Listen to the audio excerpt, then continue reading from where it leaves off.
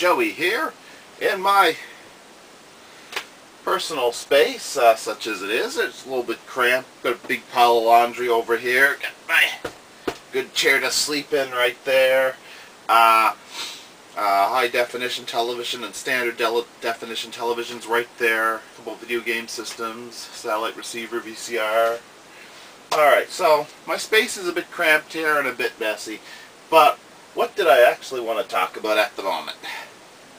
Well, I got my car books here, and I'm approaching about upload 178, and so I thought something with 1978 in it would be kind of interesting. And I have a 1978 Chevrolet MONZA shop manual. 1978 Chevrolet MONZA shop manual. I find car manuals interesting. I get a lot of them for the General Motors J cars. And I always found if you're either doing something to a vehicle or having something done to your vehicle, it often helped to read more than one different manual on how it's done. Even though I don't do that much myself, I'm not really mechanically skilled, it's still to actually understand what's going on or even attempt at something. Sometimes the diagrams and descriptions in one is good, but better in another. Or sometimes even just reading a description that may not be as good as the first one gives you a little different perspective, and I find it kind of helpful and useful, and at the very least interesting if you find the vehicle in question interesting.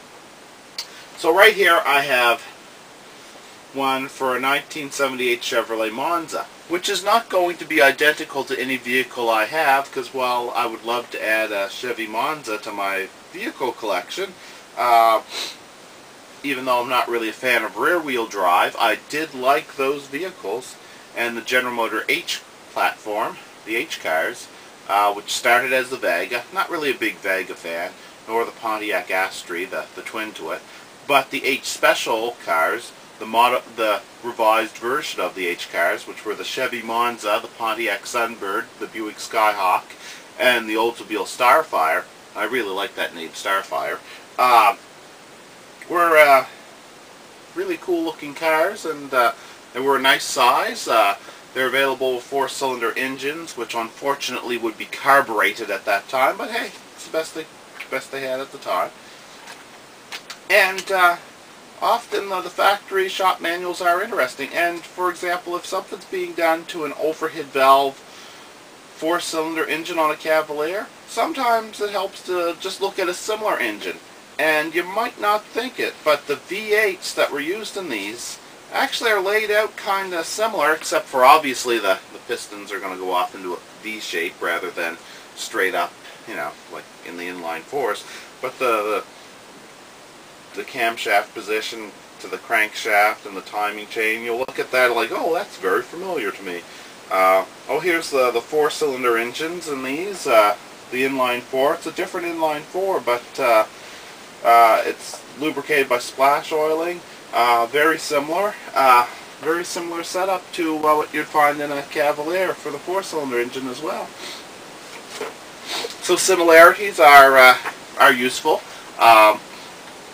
While I don't have an S-Series truck, I do remember reading there were some similarities in these cars, rear-wheel drive, and of course the truck platform, which is also rear-wheel drive, similar wheelbase and so forth. I don't really know how mechanically similar they were, but again, if you're looking at some of the rear-wheel drive components in this, might be interesting if you were doing something similar to a truck, just to see by the comparison. But yeah, I mean, there's a torque converter. There they are working on a torque converter. Of course, on the automatic transmission. And of course, they had different torque converters back then, but they looked similar. And you'd probably do a lot of the same maintenance-related things to them. What was different about the torque converters on the General Motors J cars, as well as most cars now, is they added basically a clutch to them. They call it a torque converter clutch. Some call it a lock-up torque converter. Basically a mechanism in it so that a torque converter can be as fuel efficient as well as a clutch in a manual transmission car. that it actually locks up and doesn't allow for the slippage that a torque converter normally allows for, because a torque converter is a fluid coupling, which can allow for a certain amount of slipping. It's why you can bring your wheels to a stop and the engine can keep turning and it doesn't, stall the car, So, what can I say about it other than it, these old manuals can still be useful even if you don't have the car? Well, it's also interesting.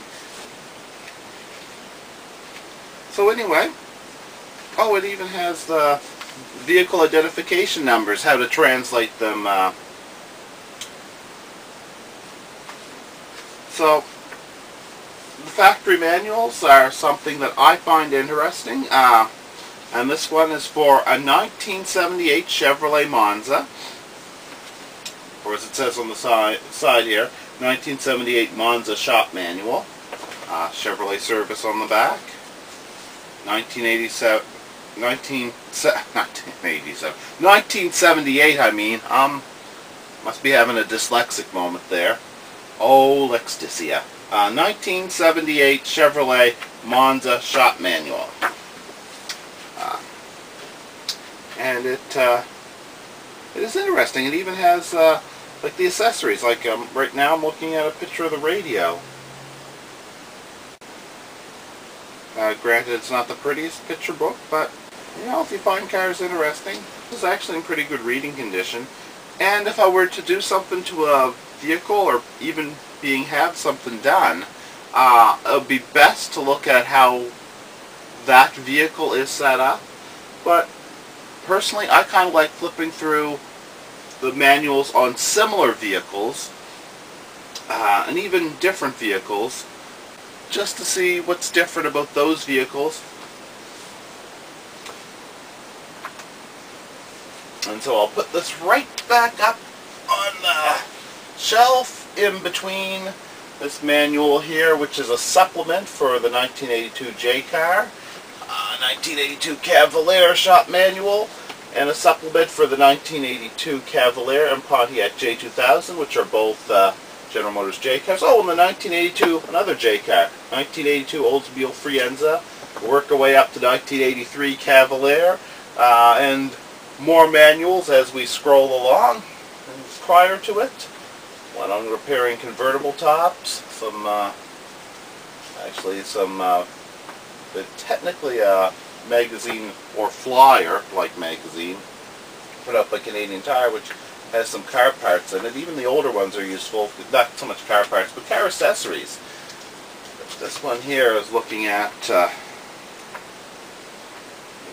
seeing some of the stuff that could be purchased, even mud flaps specifically labeled for Cavaliers and Grand Ams, which I thought were interesting. But of course, we also have that old manual from the 70s, I think 1971, about how carburetors worked, and a fuel injection manual here. So, I might not have a Chevrolet Monza, but the manual is kind of useful to me, and even if it wasn't, I find it kind of interesting. And so there we have the 1978 Monza shop manual, or 1978 Chevrolet shop manual. 1978 Chevrolet Monza shop manual, which to me is an interesting car book. Don't expect a lot of pretty colorful pictures, but as far as I'm concerned, it's an interesting book. And of course there are other books out there. See, here's one on the Corvair, which included the 1960 to 1969. I got that one in plastic, which included the Corvair Monza and the Corvair Monza Spyder. But here we have, GM subcompact 1971 to 80, which includes the Vega, the Monza, the Pontiac Astri, the Pontiac Sunbird, the Oldsmobile Starfire, and the Buick Skyhawk, with a nice picture of one of the vehicles right on the front. And this was actually a pretty good little manual when I flipped through it. I think this one had a pretty good description of, well, really, it's not really news to me, but I remember thinking, oh, that has a good description of, I think it was using oils or rust-inhibiting substances inside vehicles near the back of it, preserving them, but it did seem a bit outdated. It also, I think it had a pretty good description of how the heat range is different in different spark plugs. I think that's what was unique in this one. It had a better description of that than a lot of other shop manuals. As opposed to the Corvair manual, which is another older car I thought was interesting and shared some names with this vehicle as well, like the Monza and Monza Spyder names. It also, I remember that one I think had it was something to do with the braking system, but it had a pretty good description of how to tell exactly what the electrical problem was when certain contacts were wearing or damaging each other. I'd have to flip through it again, but every now and then you'll see a shop manual that'll explain something about a vehicle that you won't normally see explained, and it actually is useful information.